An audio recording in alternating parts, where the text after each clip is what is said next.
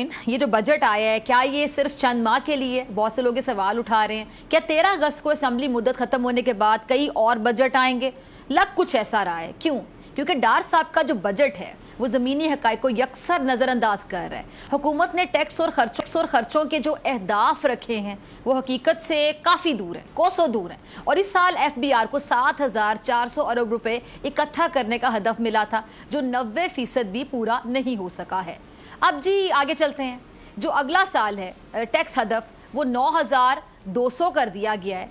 अब एक सवाल है कि ना जाने इसके पीछे क्या जो सोच है वो कार फरमाए, और ये होगा कैसे? सबसे बड़ी चीज़ है जो 90% भी पूरा नहीं हो सका ये हदफ, ये पूरा कैसे होगा आगे जाके? और ये जो फिर सरकारी मुलाजमीन है उनकी जो पेंशन है 17.5 और तनख्वाहें जो है 35% तक की बढ़ा दी गई हैं।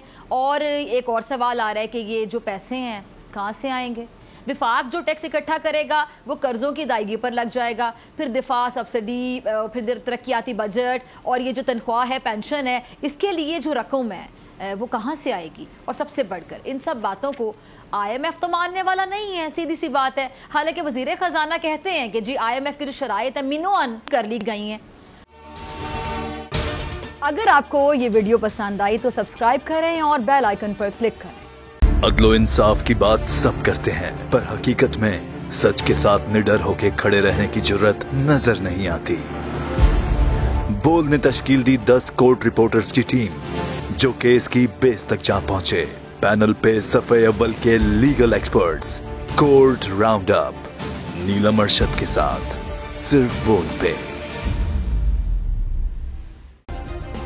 सब्सक्राइब करें और बेल दबाएं ताकि कोई खबर रह न जाए।